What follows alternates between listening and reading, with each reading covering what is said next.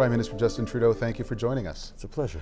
This interview is airing on Canada Day. Happy Canada Day. Happy Canada Day. You go back some distance with Canada Day on Parliament Hill. You lived here until you were 14. Do you have any memories of Canada Days gone by? Absolutely. Yeah, there was always the noon shows, but I don't remember any of those. What I remember more specifically was wandering with my dad through Confederation Park, through Majors Hill Park, on the hill, looking at all the different exhibits. I remember there were trampolines set up. We got to jump on trampolines. I tried fencing for the first time with Canada's fencing team.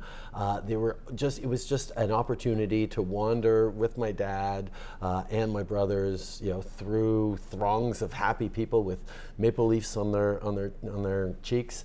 And then inevitably we got to watch the fireworks from my dad's window at 24 Sussex, because we never got to be out that late. Okay. There's a great old photo of you and your brothers on the lawn, I believe, of Parliament Hill, watching the celebrations with your dad. You've now been Prime Minister long enough to have a sense of what it's like as a Prime Minister who's a father in Ottawa. Is it different for your kids than it was for you and your brothers? I think, sure, there are differences. I mean, social media, selfies, the kind of attention that one gets, but the substance isn't that different. I mean, figuring out how to raise kids who are grounded, despite the fact that they live pretty lucky and extraordinary lives where they get to meet presidents and kings and queens and have them be able to be normal kids with a normal family life, play basketball with them after school, help them with their homework, go for hikes that they don't want to go on in the weekend as a family. These kinds of experiences shaped my life much more than everything else, all the fanciness and the crowds, and certainly I hope that that's what's shaping their lives. What are you celebrating this Canada Day? There's so much going on, but what does it mean to you this year? I mean, it's strange because celebrating Canada 150 is almost by definition looking back over 150 years. We look at all this way we've come over 150 years. But that's not the way I think. I mean, yes, there's a lot to be proud of in the past, but I try to very much be focused on the future. So, I mean, the 4 themes we picked this year: diversity and inclusion, youth, environment, and reconciliation with Indigenous peoples. These are all very much present and future emphases. So how we move forward on these issues, how we imagine what the next 150 years could be, is what I'm very much focused on. Okay. You mentioned reconciliation with Indigenous people. You must be aware that there are a lot of people who say there's nothing to celebrate this Canada Day. We see roadside signs that say Canada 150, Mi'kmaq 13,000, and newspaper articles that say Canada Day is a celebration of Indigenous genocide. What do you say to people who say there's nothing to celebrate on this day? Oh, I think there's obviously different experiences over the past 150 years for a lot of people. And Canada has some very, very dark histories, from internments to turning away the St. Louis and the Komagata-Maru, but none is darker than our abject failure to respect rights, the spirit and intent of the original treaties with First Nations, Métis Nation, and Inuit peoples. We have to transform that relationship, and there's a lot of people who are rightly skeptical because over generations, despite all the good intentions from time to time, terrible things have happened. So I go into this very, very open-eyed and aware of the kind of work we need to do, and quite frankly, the work that's going to stretch over generations. If we're talking of centuries worth of a problem, of terrible things, then we're going to have to talk about generations to fix it and to work together towards it. And we've done some significant concrete things, but there's a lot more to do. By now, I'm sure you're getting a chance to take the measure of the challenge. Before the election in 2015, you promised to eliminate long-term boil water advisories on reservations and in Indigenous communities. There were 133 such advisories when you made that promise. There's 135 now. Is it harder than you thought it would be? We always knew it was going to be a hard challenge. That's why, quite frankly, we gave ourselves 5 years, because fixing boil water advisories are of themselves an important challenge, but they're also indicators of huge structural governance, investment, infrastructure problems that need to be fixed. So if you can fix boil water advisories, you're also going a long way towards fixing a whole bunch of other things that are challenges. So it's both a challenge of itself and an indicator of other things going well.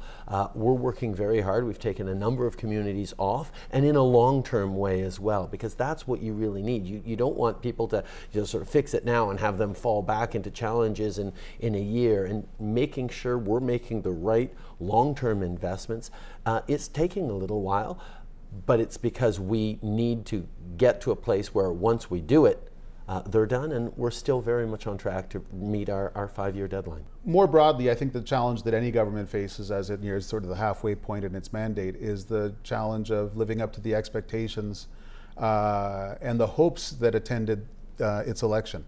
If I was a young progressive voter in Vancouver, the three things I'm not, and I had voted Liberal in 2015 hoping I'd have a government that would relax the rules around pot, block pipelines, and deliver real democratic reform, I would be wondering what happened to those Liberals by now. Do you worry about the weight of expectations and the weight of the disappointment that attends it?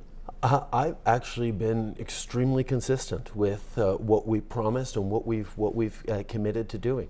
On marijuana, it was never around relaxing the rules. It was always about controlling and regulating the sale of marijuana to better protect our kids from having the easy access they have now, and to take the billions of dollars of profits out of the pockets of criminals and actually put them to use in our system, whether it's in our medical system, our healthcare, or just creating tax revenue and business opportunities, whatever it is, take it out of the hands of criminals. So that's why we're doing that, and we're doing it right, and it's going to be done.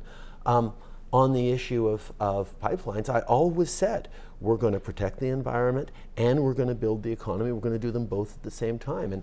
And people are looking at the historic investments in an ocean protections plan for the BC coast, the Pan-Canadian framework on climate change, where we're actually going to reach our climate targets. We're bringing in a national price on carbon, and part of the way we're able to do that is we're moving forward on growing the economy in smart ways. And we did approve a few pipelines and say no to some others, and we're doing it in a responsible way. I want to talk a little bit about the economy. The housing market, of course, is so hot now in Toronto and Vancouver and some other parts of the country, but especially there. Are you worried that a correction to that housing market could drag the whole economy down?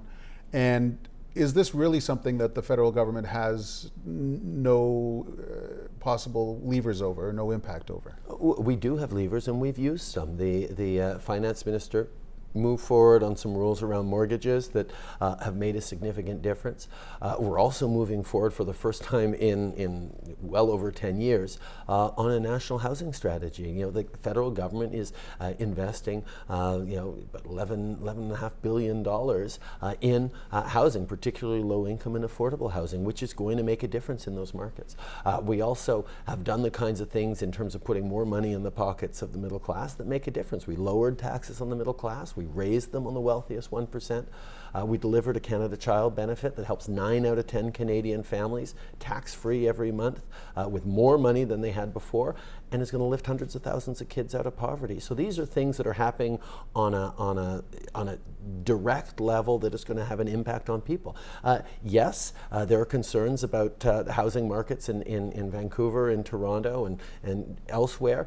We're trying to make sure that the economy is growing with good jobs, with good opportunities, with money in the pocket, so people can feel confident about being able to afford their homes, regardless of what the housing market does. Okay. Your government is moving heaven and earth to get highly talented, highly mobile young knowledge workers to move to Canada. They would likely move to Vancouver and to Toronto. Is it an obstacle for them that those are such expensive cities to live in. One of the great things about Canada is we're seeing development of hubs of really innovative success right across the country, from Kitchener and Waterloo to Montreal to the west end of Ottawa, to great work being done in Edmonton and in Calgary, elsewhere. There is a real interest in the kind of youth entrepreneurship and the opportunities to be part of the digital and the global economy in Canada, and we're taking taking a lot of people with interest in being successful. I mean, we're getting companies to invest in Canada, to expand their workforces, to do more R&D. We've had big news around AI and other things. I think people are looking at Canada and realizing we're a place that is building for the long term and for where the world's going to be. Some other countries are being way more overt in their pitch that what they're trying to do is to get people who might have wanted to set up shop in the United States to move because they're disappointed with the American regime. Your new friend, Emmanuel Macron, the president of France, has whole websites saying, look, if you're sick of the United States, come here. Are you tempted by a more overt marketing strategy like that, or not? I don't think we need to go the whole overt way about it, because we're doing a great job building the kind of relationships in Silicon Valley, in New York, throughout the United States that says, hey, we're doing great things here in Canada. Silicon Valley already recruits more people from University of Waterloo than any other institution in the world. There are more and more startups and companies that are staying. They're getting money from elsewhere, from Silicon Valley, and staying and creating success here in Canada. So we're just going to continue doing what we do, is demonstrate the ease of doing business in Canada, the access to capital, the capacity that we have to bring in qualified talent to create more jobs for Canadians, and the great quality of life that we have. I mean, there's a great story, and we're telling it not in an aggressive way, but in a very clear way around the world. A lot of this involves you personally acting as the pitchman for Canada, going to meet with the head of the Qatar Development Agency from the Middle East, going down to Texas and meeting with CEOs from the big tech and industrial firms. Are you spending? First of all, do you think the Canadians really understand why you're hobnobbing with billionaires as much as you are? And secondly, do you find that you're spending more time as a pitchman than you would have expected?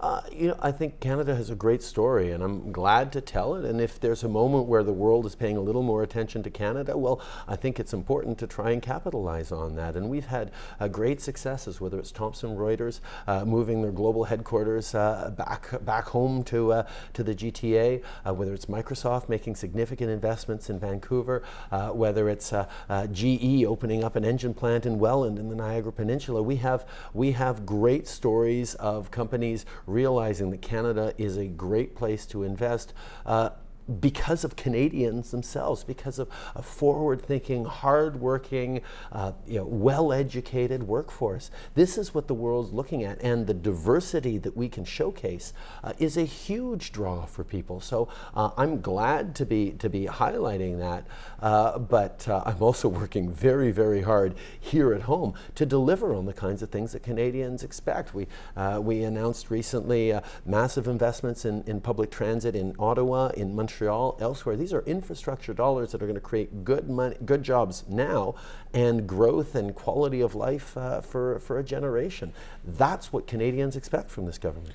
I've heard it said that there's more work coming on addressing the sense of fairness that people are seeking in the economy, that the well-off pay their fair share. There's some talk of tax measures coming in the fall that would make it clearer that the rich have to pay their fair share. Is that something that we can look forward to? The very first thing we did when we came into office was lower taxes on the middle class and raise them on the wealthiest 1%. And we've said that throughout, that's the lens at which we look at taxes and fairness on. We're going to lower taxes on the middle class and find ways to make it fair and raise them on the wealthy people. We've had a long stretch of low growth for our economy, and people feel that the hard work they've done just hasn't given them the kind of opportunities or confidence that it has for the 1% or even the 0.1%. We need to make sure that everyone's pulling their weight and doing their fair share. And Canadians get that, including the wealthy Canadians I talk to, understand that we're all better off when everyone has a real and fair chance to succeed. Okay, so more new measures along those lines? We're looking in to make sure things are fair, and we're always looking at ways to lower taxes for the middle class and raise them on the wealthiest 1%. One of your ministers, Chrystia Freeland, the foreign minister, got an awful lot of attention for a speech she gave in the House of Commons about 10 days, well, some time ago now, and in which she said that Canada has to follow its own clear sovereign course. That was read especially by a lot of American commentators as, too bad, so sad, the United States. We got along for 150 years, but now we have to make our own way in the world. Were people reading appropriately into that one line or not? I don't see that it's that much of a difference from what Canada has always done. We've always had our own position, our own course in the world, whether it was engaging with Cuba, whether it was looking for differences in our foreign policy with the United States. I mean, the fact is we're always going to be interwoven with the American economy, and that's why it's important to have a good, strong, constructive relationship with whoever the American president is and whatever administration it is, whatever their priorities. We will always work constructively together, but at the same time, Canadians expect us to stand up for our own values, to make our own choices, whether it's around climate or multilateral institutions, and that's exactly what we're going to keep doing. There's a lot of pressure and a lot of expectation that the young Prime Minister of Canada will lead the resistance against the Trump administration, the global resistance against Trump.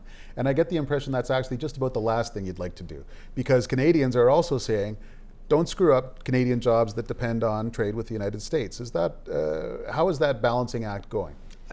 I think I'm very much a reflection of what Canadians have told me, not just over the past year and a half, but over the past years, past decades of my childhood, of having been a teacher across the country, having met and chatted with Canadians of every possible background. People don't expect us to lecture or hector or try and shake our fist at the world. They want us to work hard, succeed, and be a good example on things that we've figured out. So whether it's figuring out how to make a strong country, a country stronger based on diversity rather than looking at weaknesses through differences, whether it's about being open to trade and knowing that that can create good jobs for people, or whether it's charting an independent course in how we engage with the world. This is what Canadians expect, and there's no sense that we have to go and pick fights around the world. It's much more of how can we help, how can we be productive and constructive. That's what I'm going to do. In this context, as you seek free trade potentially with China, and as your trade minister is spending a lot of time in the Pacific region, is this purely a trade-related thing? Is it simply that China is so big and such a fast-growing economy that we got to be in on that? Or is there a strategic interest too? Is there a sense that China is rising in the world and might supplant older powers as a new power in the world? I think Canadians expect us to take advantage of geography. I mean, Canada has always been lucky enough to have access to the U.S. market through the longest undefended border in the world. We have traditional ties back to Europe that have been strengthened with the Canada-Europe free trade deal. And we know that there's a lot of opportunity in rising economies in the East, sort of across the Pacific. So whether it's looking for new markets for our agricultural products or partnerships in manufacturing or opportunities for Canadians to succeed, we're absolutely looking at China and India and deepening our ties with Japan and the growing economies there, because Canada is such a successful reflection of every corner of the world and our people. It just makes sense for us to be engaging constructively and productively everywhere we can. I think we've almost covered the world in this short period of time, so I'll stop there. Thanks once again for joining us. I appreciate it. Pleasure, Paul.